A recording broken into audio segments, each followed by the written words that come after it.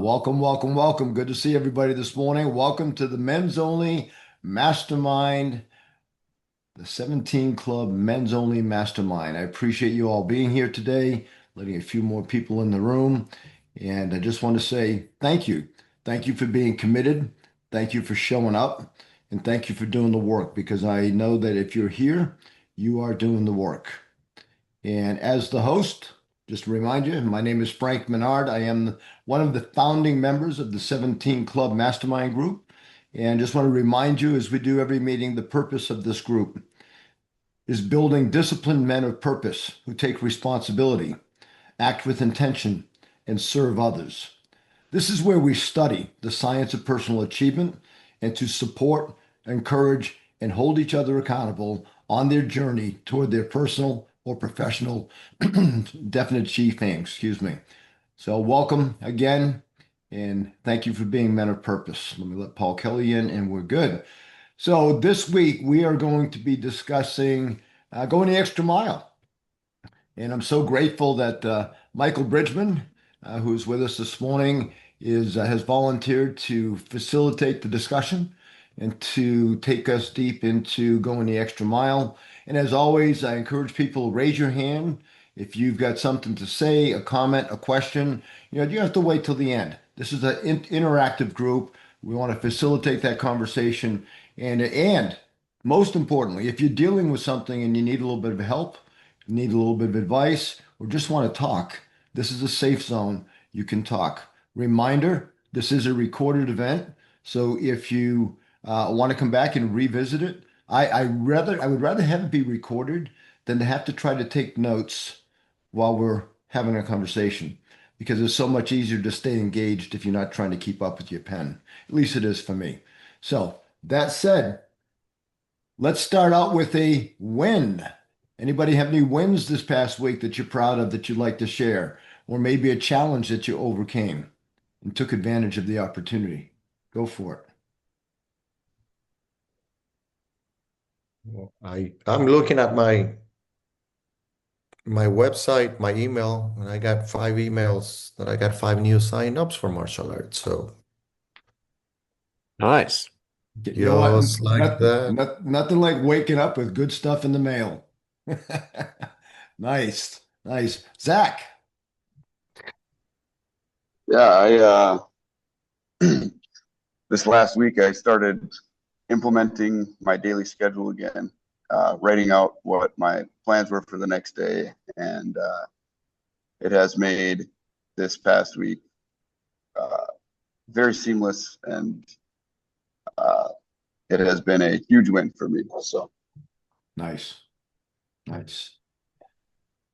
Zach and I were talking a little bit before we went live, and when he shared that comment with me, I shared with him my 2026 journal. I use good old Moleskin annual journal. You get one page per day, and so when I put my daily quotes out there every day, it gets recorded in my journal. When I do my run or my walk, it gets recorded in my journal. Not only how far I went, but also the pace I had at that time. Anything that happens to me throughout the day, I make a note of it in my journal. I reflect on a friend of mine who's actually still a coach. It's a company called Buffini and Company. He's one of the largest business coaching companies in North America. He was my coach when the real estate market crashed. And 2007, he lost everything he owned in the California fires. And one of the most precious things that he owned that he lost was a footlocker full of his journals that he'd been keeping ever since he came to America in the early 1980s. And not to mention the 500 library book that he had. He had 500 books in his library. He and his wife lost them all. And I was listening to the podcast this morning, and reminded us of that story. And I think it's really important for us to keep track of what we do for ourselves, for our own knowledge. And maybe it'll even become something that our children, generations after us, will find and read and say, who was that guy, Michael Bridgman? Seems like he had a lot of stuff going on, right? So, anyone else have something they'd like to share? Yeah. I'll grab her. Hang on, Frank. Hang All on, right, guys. go get her. Here we go. Life is good.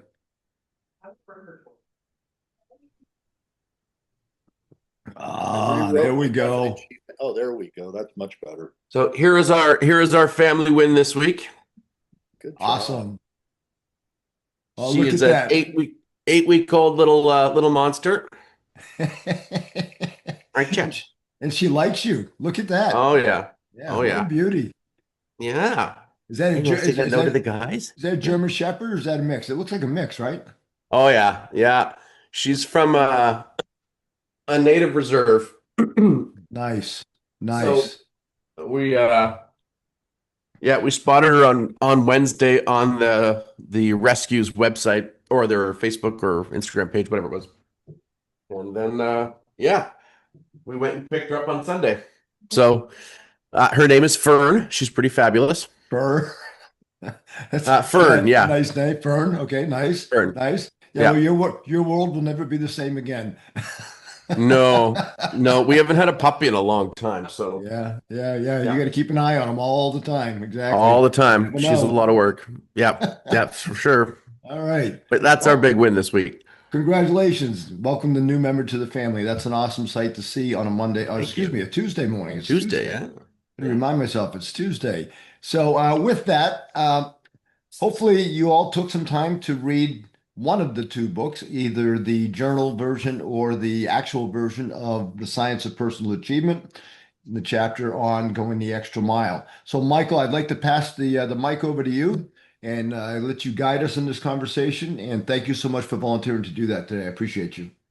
Yeah, my pleasure, Frank. Thank you so much. And yeah, big thank you to Frank and the rest of the group for putting this mastermind together. So thank you so much, you guys, for putting it together because it's been great. I haven't had a camaraderie group like this in quite some time. So it's been an awesome feeling. I think everybody probably agrees with me on that, right? That Yeah, absolutely. it's fabulous to have a good place where we can come and share brains and bang heads, as it were, about this particular type of stuff. So going the extra mile is uh, it's a fantastic topic for me specifically for a number of different reasons, and I'm going to dive into kind of a framing that I want to put around the conversation to have about it today because I've read this chapter a number of times. I love all 15 principles that are within the framework of this particular chapter. And what I did is I broke them down into some specific themes, guys. So these are some themes that I found, at least for me, you know how like that things resonate, right? Like you see a few, 4 or 5 different ones that kind of fit a specific style of theme. So I'm going to pull out what those themes are, and then go through, for me, some concepts about what those themes really mean for me. And my hope is that as we go through it today, you'll go, okay, I see that particular part of why going the extra mile is important. You'll see that particular part about why it can be of value and what it can do. Because I'll be frank, you guys. I'll be frank. That's funny. Didn't even mean to do that. There we go. Now we've got I'm two. not going to be frank. I promise. But I'll be blunt. I didn't always have the greatest relationship with this concept. Right? My father would say to me when I was young, "You make sure you get yours." Mm. Right? You don't do anything you're not rewarded for. And he wanted to do it. Like we all know these people that plant these seeds in our brains and they do it for a really good reason, but they wind up doing it because that's their limiting belief.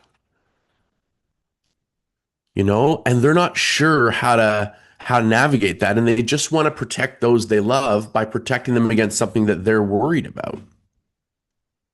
And so for me, he would say things like, Michael, you make sure you get paid for that, or you get what you're supposed to get out of that, right? And it gave me this concept that maybe going the extra mile is something that I only do when there's a specific reward at the end, or there's something clearly defined that's going to happen. And so then it's no longer going the extra mile, is it, guys? Then it's part of the actual transaction. And now, just one sec. I got to let the puppy out because she's going to scramble here. Hey, go ahead, babe. Go. My wife has to take the kids to school, so she's wondering where everybody is. Um, and so for me, I don't know about you guys, but I always had, well, I had for a long time this bizarre relationship with going the extra mile. It felt really difficult for me to do if I didn't know what was in it for me. And, but the funny part was that, have you guys ever had that moment where you actually have a conflicting emotion inside? Like you actually have a conflicting sort of perspective on the thing. And so I always felt that my dad was wrong. I just didn't know how to articulate it. I always loved doing more than what was asked for. I loved the reward of it. And there was actually this bizarre dissonance inside myself going, I love what I get when I go further, when I do more. But my dad told me not to do that. And it was this weird conflict. And so I had a real struggle with this concept for a long time. And it didn't really change until I got into my 20s and got into the professional acting world and realized that the only way to build the relationships that you actually need to get anywhere, because we know that business is built and careers are built on relationships, not talent. And so the only way is to make sure that you get noticed, you get found out.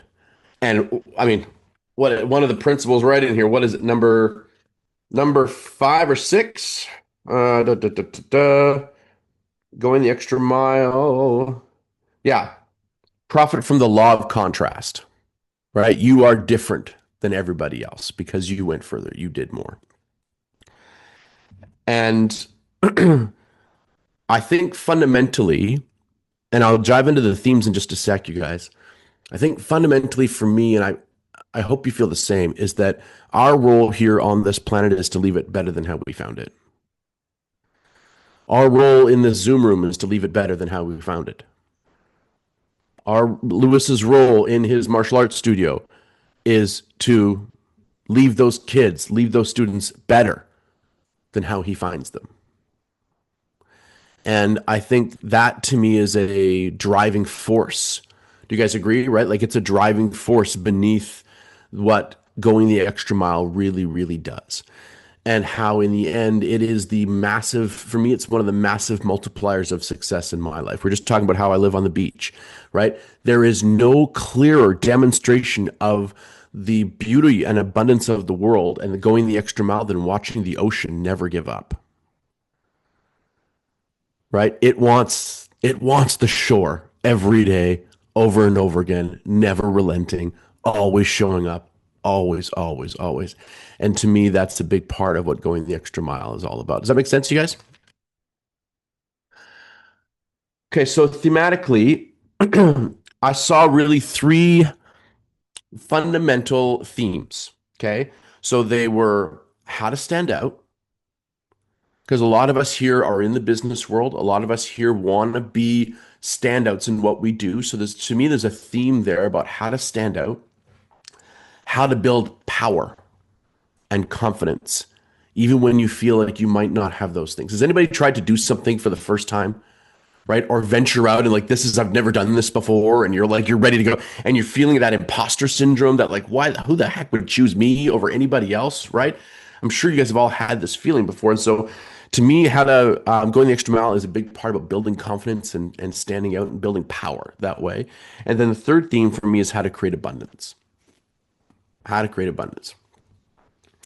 And I just want to read the how to stand out part, because Napoleon Hill gives it to us right here. He says, to go the extra mile means rendering more service and better service than you are being paid to render. Doing it with a pleasant mental attitude and doing it all the time. Like the ocean. You never stop, right? The ocean wants those mountains. It's going to keep coming for them. And so to me, that's really critical on how we think about this. It's not it's a Tuesday and I'm going to do it on a Tuesday. It's an all the time, right? It's a way that Bradford changes part of his character to be the person that goes the extra mile all the time. It's an attribute. It's something that you apply to yourself, right? Frank was talking about journaling, and it's like your journal is it's a tabulation of your character. in so many ways. And so to me, going the extra mile, that doing it all the time part is a big part of why this works so well. Okay. So standing out. Going the extra mile helps you stand out. And although this particular band that I want to reference real quick for you guys didn't actually need help standing out, what they did for a very small group of people was so tremendous that it actually helped rocket an entire new level to what they were all about in their career, and it really resuscitated them. So, who here knows that there's only ever been one concert played in Antarctica? There's only ever been one concert played. Do you guys know this? No? No. So if you don't know, then you're not going to know what band it was. And when you find out what band it was, you're going to be like, what are you talking about? You'd think, okay, Antarctica, let's like maybe an orchestra, maybe something beautiful, maybe something classic. Heck no. Metallica played Antarctica. Metallica played Antarctica. Now, when they were proposed this idea, can you believe that? They did a full-on Metallica 2.5, 3 hour concert in Antarctica. But the thing is you can't actually play in Antarctica. It's too damn cold. Everything will freeze. Nothing will work. The electric guitar, like none of it will work. So when they were proposed the idea, I believe it was Coca-Cola that wanted to do it. And they were like, this is ridiculous. We're never going to be able to do this. But the band got together and they thought, but what if we could? Like, what if we could go the extra mile? What if we could do this? Now, of course, they were rewarded. But the fact is, they're like who is going to go? How are we going to do this? And all the logistics about it were really, really difficult to pull off, clearly. And who the heck's going to go watch a concert in Antarctica? Well, there's always around the clock a group of scientists in Antarctica studying the way that continent works, right? Studying what the effects of shifting our climate around is happening, studying just what's happening in Antarctica itself, right? And these people spend half the damn year in complete darkness and half the damn year in light. They're all by themselves. They're completely isolated. They sign up for years of study at a time because it's so challenging and so difficult to get there and to get out. And they're all alone. And so Metallica decided that we're doing this. We're doing this concert for them. And it took about 2 years to plan out, to build out, and map out how they were going to do it. And for about 58 scientists in an enclosed, completely soundproof space, because the actual sound from Metallica's concert would completely disrupt the wildlife, could change patterns of migration, and they don't want to affect any of that, right? This is an observing research facility. So completely enclosed sound, all the lights, all the pyrotechnics, all of the music for 58 scientists who partied their butts off for about 2.5, 3 hours and then hung out with Metallica all night long afterwards. And you would watch. If you were outside, you'd have seen a dome where the light show of Metallica was playing, but it would be absolutely pristine, no sound outside. And they did it. They pulled it off. They actually did a Metallica concert in Antarctica. I believe it was 2012. Isn't that wild? Wild. That's wild. And one of the reasons I love that story so much is because it wasn't for 5,000 people. It wasn't for 58,000 people. It wasn't for 580,000 people, which is what you would expect, right? Metallica's going to go because there's 60,000 people here, or there's 600,000 people in a stadium. No, there's like 58 scientists there. That's it. And going the extra mile is so critical for us because it doesn't have to be massive, right? As Gary can attest to, he worked for NASA. You changed the trajectory of the Mars lander by a half a degree, you missed the planet. It doesn't have to be massive. And that's a huge way that you can stand out, is do something tremendous for the person. Do something tremendous. and people will take notice. I think a big challenge that we have today is too many people want to play so damn small, or else they only play big when big is there and available. They're one or the other, right? Like, I'm just going to play small until my audience shows up. I'm just going to play small until I've got 100 clients. I'm going to play small until I've got that really big job opportunity. Those things don't add up, you guys. They don't come together. The equation doesn't make sense. The math doesn't work. Is anybody with me on this? We got to play big when there's no one watching. You play big when it's time. You play big when no one is actually even noticing, so that they do suddenly notice you, right? I do a lot of content marketing for companies. I tell them, guys, doing content and putting it on social media, it's like peeing in the ocean. Nobody's going to notice you. Nobody, right? No one's noticing. And so you have to do it in a way that gets noticed. And this is how to stand out, is to go the extra mile. Yeah, Frank. Yeah, what a great example. And you know what? The comment you made earlier at the beginning was, do it all the time. And I just wanted to share with the group, it doesn't have to be a big deal. It doesn't have to be a concert in Antarctica. No. Right? It could be as simple as this morning. I had to drop into the recreation center on my way back my walk because I had to use the restroom. And as I'm walking out, I see this lady walking up the path, carrying her. She's probably a teacher from one of the classes that they're doing. She's kind of dragging it behind her. And I could have just let the door close because it would have been a while before she got to the door. But no, I stood and held the door for her. Mm-hmm. And the reaction, I mean, that's doing something that I don't have to do. But the reaction I got was the biggest smile on her face. And thank you so much. So when you think about going the extra mile, I connect it with being the best person I can be. Mm-hmm. So what can I do every time I see an opportunity that makes me stand above most of the people? I mean, who holds the door for anybody anymore, Mm-hmm. right? And it's just such a small thing, but it's the first thing that came to mind when you were talking about doing it all the time. Just that needs to be who you are, right? So thank you for sharing that, Michael. And I love the story about Metallica.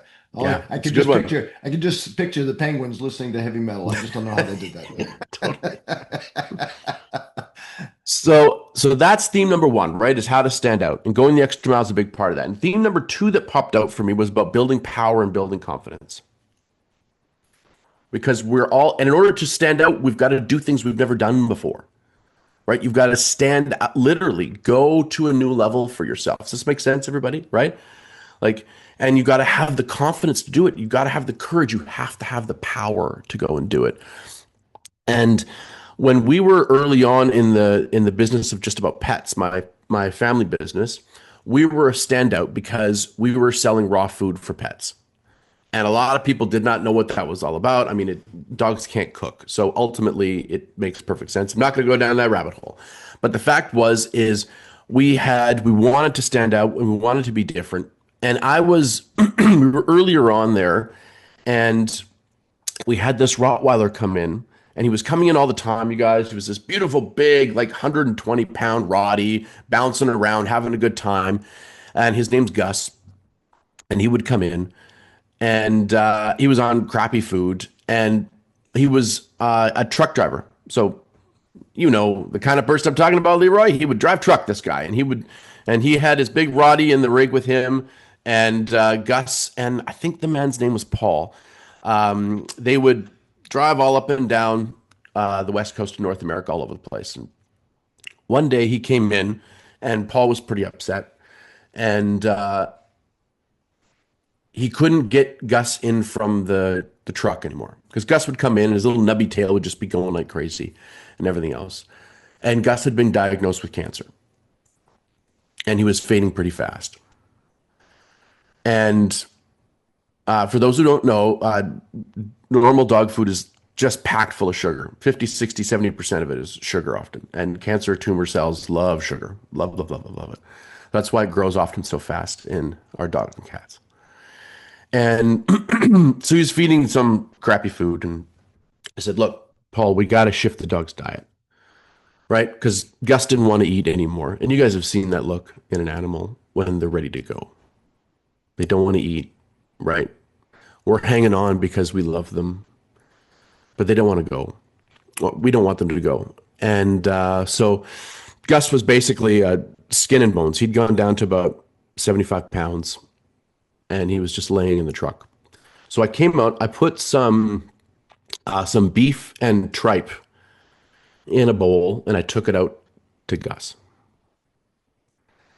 And no word of a lie, guys. He took a few sniffs of it and then started to gobble it down.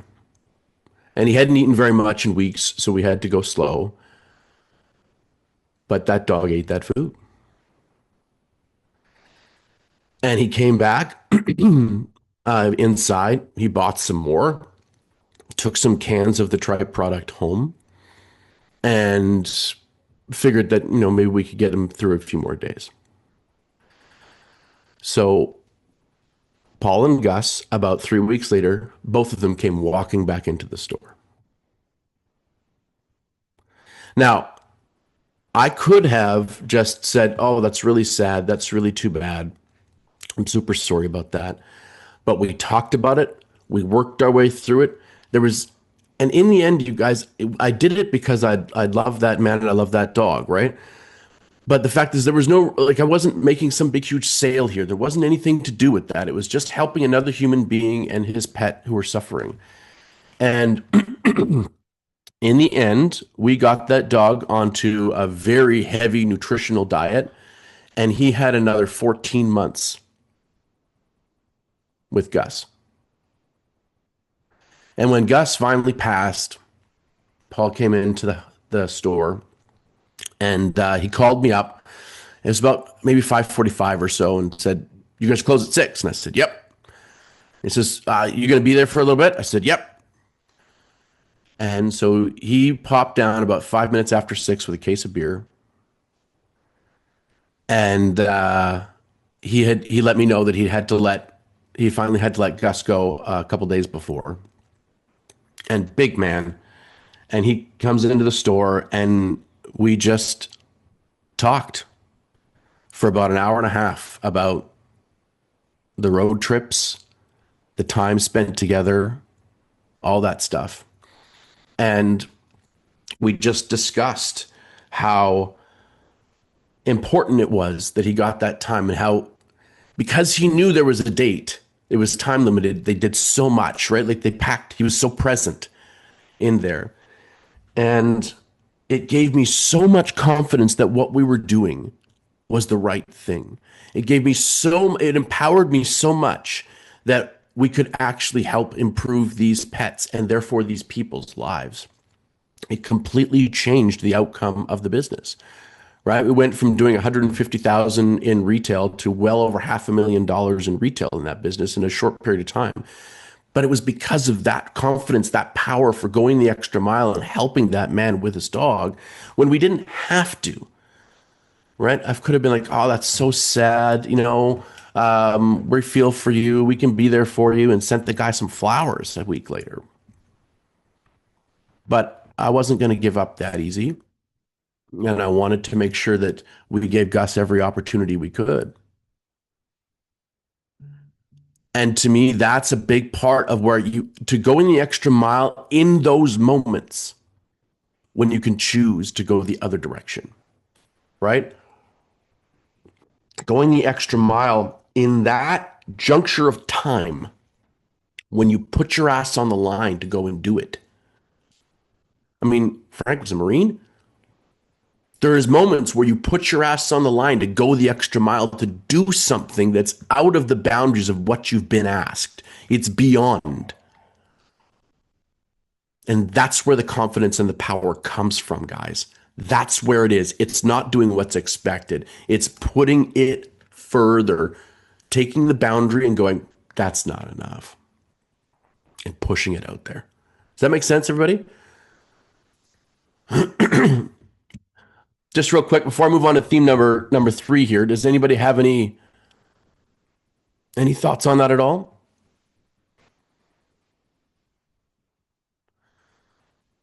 Okay.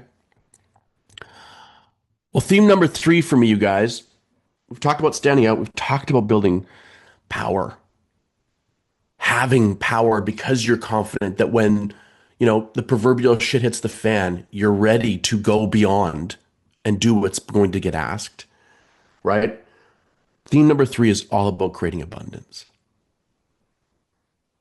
Creating abundance. In fact, right, what does he say? The law of increasing returns. If it were not for the law of increasing returns, we'd all starve to death in a matter of months. Right? And then he talks about the farmer that in a matter of hours can plant enough seeds to feed hundreds. The only limiting factor in this life is time. That's it. That's what gives life meaning. We only have so much. Right? Anna Nalick, she's got that great line in a song where she's life's like an hourglass glued to the table. No one can find the rewind button. Right? And so it's what do we do with that time? And it's the beautiful thing about going the extra mile is it's an exponential factor, right? Napoleon Hill's got a number of stories in there about you do one thing now and it expands to more things, right? He talks about helping his friend with the restaurant and going and doing those presentations and seminars in the restaurant and how that, and through quite a kaleidoscope of different interactions, right? That expands and expands and expands and expands. And when you want to create abundance, we often think about a mass amount, like a lot of something, right? It's the rags to riches story. We have a small amount of one thing, and by the end, we have this huge amount of something. And I want to go back just briefly, though, and talk about how the law of abundance also applies to a feeling for me, right? And a framework that I want to give us today to work with is that the law of abundance is also just about knowing how much life you have and how small things can help. Small things that are going the extra mile can actually have that butterfly effect just in your life in general. It doesn't have to be about money. It doesn't have to be about more stuff. It doesn't have to be about more of these other things. It can just be about an exponential growth, right? A blossoming or a blooming of something within as well. And it was just a shade over a year ago that I went into surgery. So I had a tumor in my throat. And we didn't know what it was. Found it in August of 2024. I identified that it was a tumor in November of that year, had it out by the end of January. February, we find out that it is cancer. And that they got most of it, but they didn't get all of it because it was attached to my tonsil. And if they'd taken all of it, I wouldn't be able to eat. So there's only so much geography in there to work with. And so I needed to go into radiation and chemotherapy treatment to ensure that they got it. And I'm much better now, right? As Gary can attest to, having witnessed some of this journey, there was a period of time, guys, where I could not speak, right? I had to talk basically only in whispers, and I was unable to eat. So everything that I ate for 10 weeks was liquid, and I couldn't swallow very much. So for 8 straight weeks, they did radiation every day on my throat in this area. I had no facial hair. I lost it all. And I had chemotherapy once a week. And I went from 205 pounds down to 160 in a matter of just a couple months. And I bring the story up because of one moment that changed everything for me from the nurse. And this is the going above and beyond, going the extra mile. So to get the radiation, it's a pretty tight space, right, guys? They don't want to miss. And they don't want to be cooking or radiating anything because they destroyed my saliva glands. right? So I don't really have, I have about maybe 5-10% of what normal saliva of a person has. Hence why I've got to drink so much. And they destroy all the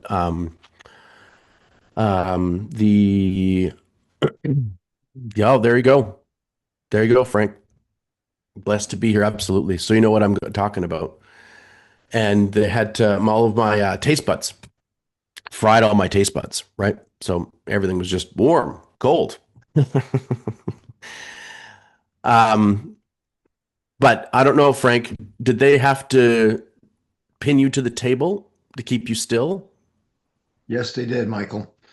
Yeah. You lay down on a gurney type table, and they actually make a mold that fits over your head, and it there it is, and it snaps to the table so you can't move, and you can Yeah. see how it was marked up. I wish I'd have saved mine, Michael. I didn't, and you can't talk. You're not yourself. You don't know what's going to happen. I mean, there's no guarantees in anything. I remember my first glimmer of hope was when I ran into a gentleman who was a little bit older than me, who was also a patient of the doctor that took care of my vocal cord cancer. And he said, because I was really worried about being able to speak. Yeah. I mean, it's what I do for a living. And I'm getting emotional now just talking about it. But the guy turned to me and looked at me. He said, "You got a good doctor. I can speak. I don't speak as high a voice as I used to. It's a little bit lower now." And he just smiled at me and said, "You got this. Don't worry about it." Hmm. And that was about 2 years ago. And it's anyone who has cancer of any type or goes through anything like this and of any type, and you survive it, blessed to still be here. Blessed to You still be here. survive it and you move on. And you Yep. move on. And yes, my voice is a little bit lower today than it used to be, It's and just sexier, Frank. That's all. I'm okay with that. Yeah. Yeah. Cleona calls me the NHI Earl Nightingale. So There you go. there you go. So glad to see we have something in common, Michael. Wish it was Yeah. something different, but we got it. Again, yeah. And so they pin you to the table, right, guys? And near the end of the process, so I was 8 weeks in, it was my last week, and the dryness was pretty bad. And I'm an asthmatic. And so when anything covers my mouth, I tend to panic. And so, I mean, as Frank can attest to, the creation of this mold is one of the worst experiences you'll ever have in your life. As much as it's terrifying, the mold itself, because it's see through, isn't so bad. But that particular week, I was really struggling to breathe. And so when they pin me down and they snap this thing into place, it feels quite often like you're being put in your own coffin. And they pin you down, and I started to panic. I only had 5 damn days left, right? I dropped, as I said, nearly 50 pounds. I only had a few days left. I was trying to get through it. And this beautiful, wonderful nurse, she just comes along and she just holds my hand. She didn't do anything else, you guys. She just held my hand, right? And they just placed it, they took it off me. I breathed through it, calmed down. And she said something very sweet. She says, I can stand here all day if I have to. And then they helped me calm down. And then they snapped the thing back into place. I was done on Friday. This was Tuesday. And it was about a 12, 15-minute process where you go into the radiation, basically like this little channel thing, and it spins around you and it fires the radiation into your body. And I was able to get through it. And as I said, I'd had a lot of trouble breathing. And so I was having to sleep in a weird way because laying down was really closing things up. It was so tacky, right? My throat was closing and my airways were closing when I laid down. So I got very scared. But it was that going above and beyond moment that just, and you know what, guys, I would have gotten through it some other way, but I didn't have to because she helped me. And the going the extra mile concept can be applied so many ways and all over the place. And we often think about it in such big ways. But man, oh man, isn't it the small ones? The little things that your partners do for you, the little things that your kids say, those little moments where you could decide to do the extra thing, like keep the door open, like Frank did. That's what makes you present. That's what fills life full of life. Right? And that wonderful nurse going above and beyond in that little moment made my life in a very difficult time so much easier and so much better. And I just want to leave off with that, right? That it's often about standing out, often about doing the big thing, but where the difference really gets made is so often in the tiny moments, right? And that those small gestures in times of horror, right? Can change everything. And uh, I'll never, ever, ever forget that moment. And I thank her all the time um, in my thoughts. And it's in the end, I believe this very strongly, and I've got this written down in a number of places, that in service of others, we find our purpose. So often I hear, especially the young people, I employ a lot of young people. Oh, I'm trying to figure out what I want. I'm trying to find what I'm passionate about. And I'm like, just go work your ass off at something. Go help somebody. If you're feeling unconfident about what you do, my friends, go help somebody else. Stop staring at your own navel and go help somebody else. Right? In service of others, you will find it. And where your focus goes, that's where the energy will flow. And so focus on going the extra mile, and abundance is absolutely on its way. And so that's what this chapter means for me. Yeah. Michael, thank you so much. The master of storytelling. Great job today. I appreciate I appreciate you. Thanks, Frank. Every time my voice gets like that, I remember that day. My Yeah. voice oftentimes will get a little bit raspy, and I remember that process. And yeah, it's scary. It's scary as hell. Even for a Marine, scary as hell. Yeah. And I saw and I also saw all around me people who had it worse, Yeah. right? And so Yeah. you kind of see both sides of it. Zach, I see your hand up. Go for it, brother. Yeah, I just wanted to let you guys know I was listening to a podcast with the author of Atomic Habits. I believe his name is James Clear, James Clear. and he's talking about being bigger than situations, and um, you know, if you can try to like zoom out or step away from something and try to look down on it from above, it can often feel like you're bigger than the situation, and that orientation can alter the way that you show up for things. And instead of feeling like you're smaller and the situation is controlling you, you have some agency, a different type of agency, in that.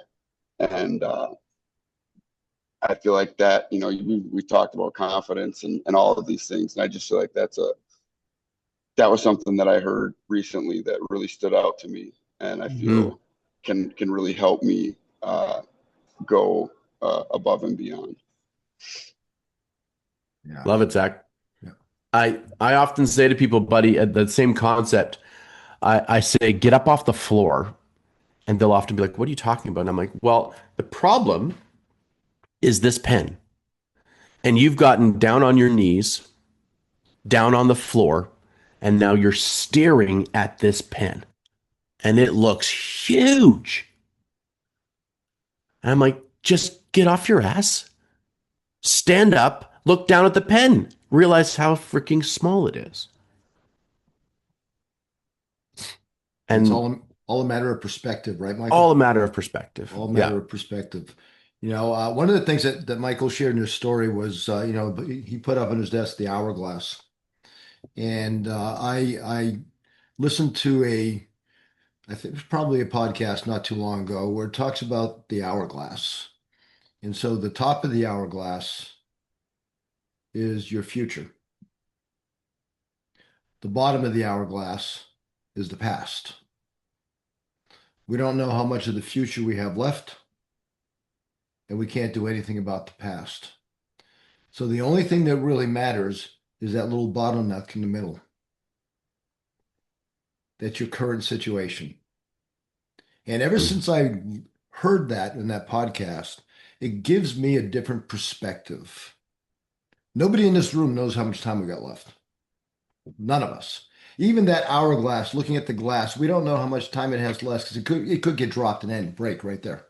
We don't Mhm. know what we have left. We can't do anything about what we've done in the past. I just heard that this morning that, forgive yourself for all the stupid stuff you did in the past. Can't do anything about it. It's done.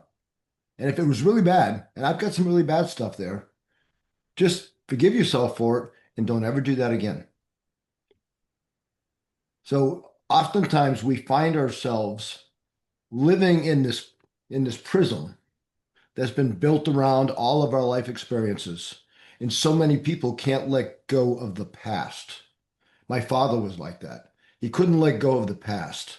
40 Mm. years after he adopted me, he was still complaining about the man who gave the seed so that I could be born, which was his half brother. I was adopted by my uncle, basically. And he never forgave his half brother, my father of birth. And I remember saying to him, it was Thanksgiving. He lived in an apartment in Portsmouth, New Hampshire, and I walked with him to the dumpster to take the garbage out. And he said something, and I had to speak up. I said, Dad, that was 40 freaking years ago. And he's dead. Let it go. Let it go. Right?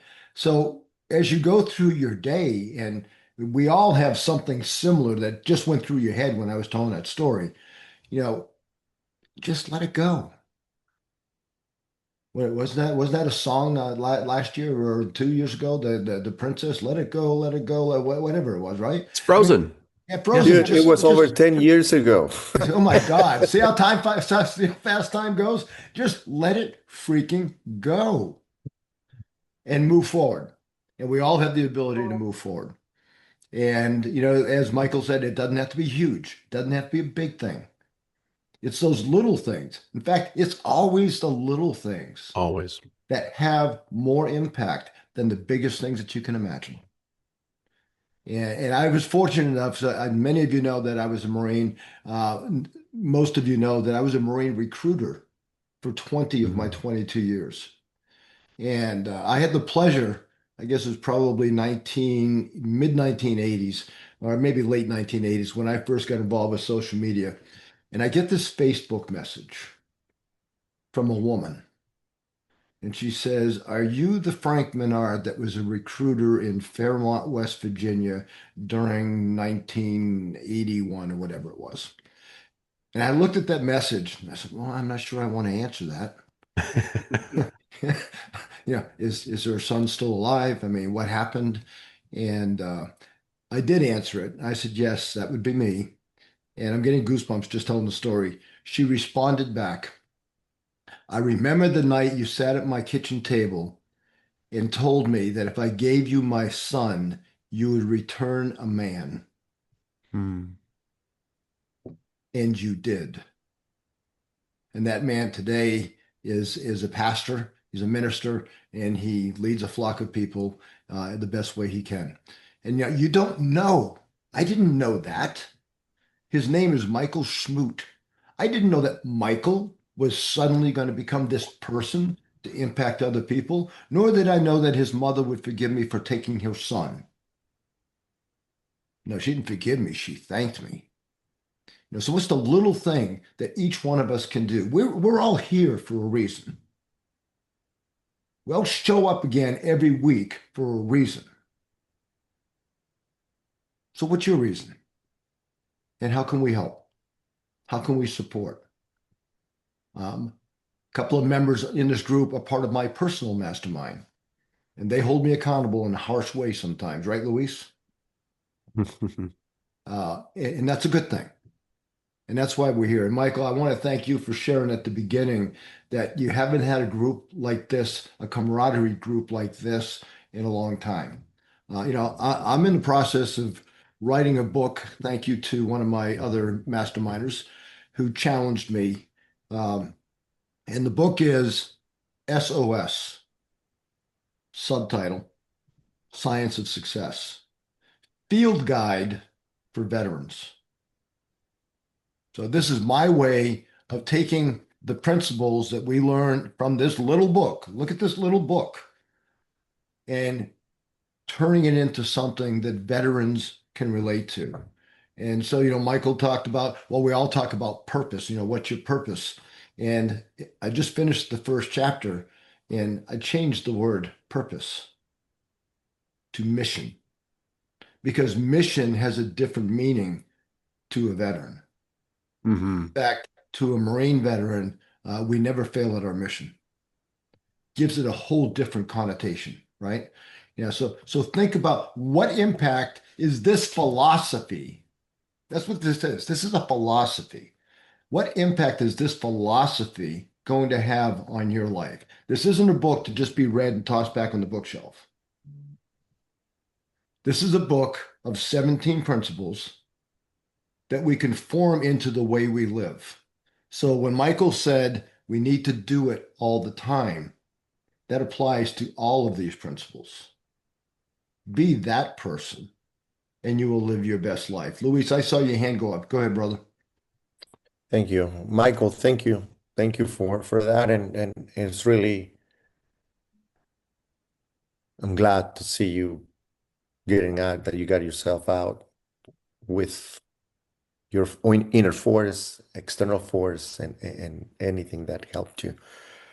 And thank you for being vulnerable. This is what this place is all about. This is why I love this place, because we can talk about these things and don't be judged. Also, don't feel sorry for people. It is what it is, and we're here to pick us all up and be responsible for each other and accountable. Um, you were saying something, Frank, about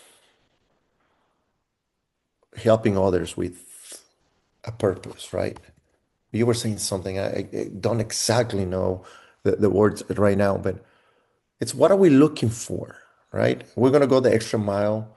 Yeah, most of us, in my case, I was not taught to go the extra mile to get the reward or whatever. It's do the extra mile because I told you so, because you need to do it. That's the right thing to do, right? Obviously, coming from my father and from his father and all that. But what if we can find a compelling future, a compelling reason why doing all this?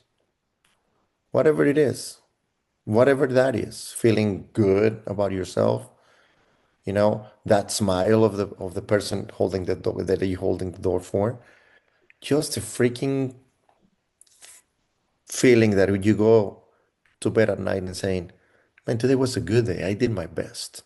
Just that, just that. In the science of getting rich, Waddles say something, doing things in a certain way. People get rich for doing things in a certain way. And it's doing things the right way, doing things the best to your ability, and enjoying the freaking process at the same time. That's my understanding of it. And then you don't have to be waiting just like that. Then the hourglass is right there, it's happening right there because you are fulfilled for how you're feeling about it, right?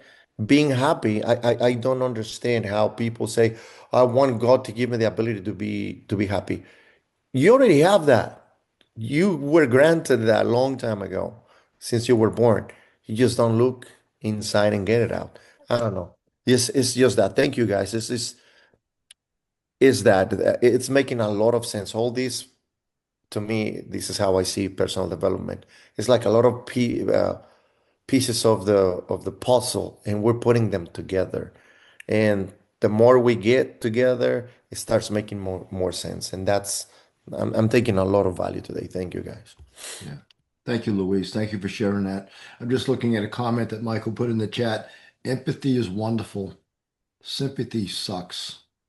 And I'd like to say that, I'm glad that we have this group, this forum, this ability to come together from all over the world and be able to create a safe space and just have empathy, understand. Stuff happens. No judgment, no sympathy, don't feel sorry, understanding, and help each other walk through life. Go ahead, Brad. I see your hand up. Yeah, I just mostly just want to say thanks to Michael. I mean, pretty incredible throughout the whole all the different things that you hit on today, and really appreciate that. And I haven't been through the process that you guys have been through, but I've been part of a process which I'm sure all of us have, and I think at the time, it was my mom more or less going through a similar process to you guys with the mask and the cancer and stuff. And when she first got it, I thought to myself, there's absolutely no way I can be there for her during this time. It's just too difficult. Like she's going through heavy stuff, and you find a way, you just find a way. Something, and I'm so glad that I didn't back out from it because it's like, you tell yourself at first, there's no way I can, do this, to be in support of someone, to hold that hand, but something, if you choose to take the hard path, something just fuels you. And I wouldn't change it for the world. I was blessed that I was the one by her side, through the whole entire process, and she didn't make it through. But I really appreciate you saying that, and it paints a whole different perspective. I know Zach mentioned perspective too. I just think the sharing of all these things, like Luis said, puts the puzzle pieces together, and the more we reflect on them when we leave, the more we come up with. So I really appreciate you, Michael, and everybody. Yeah. Yeah. Thank you for sharing that, Brad. Anyone else? I want to. I know many of us are take notes as this hour that we spent together, and I love it. Alex, I'm watching you, brother. I love it when I watch somebody say something and somebody's taking notes. Right? It's the way that we can interpret it. It's also the reason why we have that replay, right? Because you're Mhm. going to miss stuff. Alex, while you were taking notes, you might have missed a couple of things. Go back and watch the replay. And I do it every. I typically what I do is I play the replay when I'm walking, and it takes away this visual distraction, right? And now all I'm doing is listening. And Luis put in the comments, listen, not to hear. Mhm. Listen to listen, not to hear. We hear stuff all the time, but listen. Listen for that little piece, that little nugget that somebody said and you missed it and you go, oh, now I get it. When Michael was walking us through what he was experiencing when they molded that mask and then when they pinned him down to the table. I agree, Michael. No worse feeling to know you've been pinned down to a table and I don't know what I can do. I couldn't get out of that thing fast enough. I'm Oh yeah. asthmatic. I'm asthmatic as well. But I don't think anybody enjoys being tied to a position that you Yeah. can't move. If you move, And they're then going to miss. Yeah, yeah. the hot that Oh hot God. plastic being poured across your face and Yep. covering your mouth. Yep. It's literally a mold. Yeah. And you better sit still and hope they get it right the first time. Yeah. Yeah, Because it literally feels like you're being buried alive. Yeah, uh, yeah, I yeah, have had like MRIs, and you can't move like for whatever 45 minutes or whatever. But it's that thing, and you just kind of tie, but you still have a little bit of space Yeah. or whatever. I can't Yeah. imagine. Imagine, Lewis, they say close your eyes, and then they start pouring hot plastic across the whole front of your Ugh. face. And you're tied down, Yeah, you can't move. Right, right. Yeah, yeah. right. not allowed to Okay. Yeah, move. yeah. Ugh, Uh, yes. And then they show it to you like it's a prize. Yeah. In fact, I Yeah. remember when Yeah. I had mine, Michael, I actually posted it on Facebook, and somebody thought it was a new chair I had bought for outside by the pool. Yeah. I said, no, no, it's not a chair. Trust me. Go ahead, Zach. No, I see your hand, brother. my ass doesn't go in there. Yeah. Go ahead, Zach. Yeah, I just I wanted to say thank you everybody for your time and energy as well. And Michael, you being open and vulnerable, really appreciate it, man. This was a great meeting. Appreciate Yeah, all of it you. was great. Thank you. Thank you. Thanks, Zach. And we got a comment here from Paul Kelly from Ireland. Awesome call, guys. Whose hand will you hold today? Hmm. And I find that an ironic message because the last note that I took on my notepad was when the nurse said, I can stand here all day. Hmm. Right. So Yeah. whose hand are you going to hold today? And can you stand there all day for them? Because you could be the difference in someone's life. Yeah. And can I add something, Frank? It's the Absolutely. courage to do it, Mm. Yeah. right? Like one of the things, so like we're just talking about the mold and everything else, you guys. The courage it takes to go the extra mile is sometimes the hardest part to find. And yet that's what's on the other side of it as well. It's a compounding circle of power. You have the courage to go the extra mile. Going the extra mile builds a confidence, which gives you more courage, and then you can go the extra mile further. Like it is right. You are either in the toilet bowl of going down the wrong direction, where I don't want to do anything for anybody, and you're just spiraling downwards, or you're in an upward, empowering storm and a vortex of power. You're going one way or the other all the time, and thank you for what you said, Zach, about, sharing it all. But guys, I share the story because it's about having the bravery and the courage to go the extra mile because it's the right thing to do. And the courage to know that you don't know what's coming on the other side. You're going the extra mile to do it, not because you're getting something, right? That's a transaction. You're going the extra mile because it's the right thing, it's the brave thing, it's the way to stand into you as a human being in full force. And that takes courage, it takes bravery. Yeah. And Thank you, yeah, so I just Michael. wanted to reiterate Thank that. you. Thank you, everybody here who came today to do this. I can't wait to listen to the replay. I'll be listening to my walk tomorrow. And I encourage each one of you, this little book, it is a little book. Uh, I read a piece of it every single day. If all I can get is a couple paragraphs or a sentence, whatever, that's fine. But go here every day. Just flip a page and read what's on that page. I'm a believer that it landed on that page for a reason. There's something there I need to study. And, highlight it, write in it. And I'll give a shout out to my friend Gary Glass. The first time I met Gary Glass, he had the book Think and Grow Rich on his table at a hotel. He was just finishing up his breakfast, and it was in a Ziploc bag. His book was in a Ziploc bag. It was falling apart. And he had little tabs, little colored tabs all over it. Yeah, yeah, he's looking for it right now. He's got it with him in his hotel room. And I said, wow. I said, this guy is wearing out that book. Hell yeah. And let me tell you something, guys. When you can find a philosophy like what this is, you need to wear out the book. Books don't need to be read once. There it is. There it is. Hefty Ziploc. There you go. He's still got it. It's crazy. But as Tony Robbins, I think I shared this last week, maybe the week before. Tony Robbins once said to someone about reading books, congratulations for making a decision to read a book, read 36 books this year. But let me ask you a question. What if you read one book 36 times? What would that impact be? So, my final comments for today, go out there, study, perform, be the best person you can be. Michael, I'm so grateful. Thank you for showing me how stories are told. I appreciate you. Great Oh, my job. pleasure, buddy. Have a great day, guys. Appreciate you all. Take care, folks. See Cheers, you next everybody. week. Bye. Watch out for the replay. Thanks, everyone. God bless us, everyone.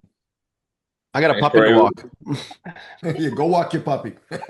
There you go. Ciao, guys. Great job. See you guys.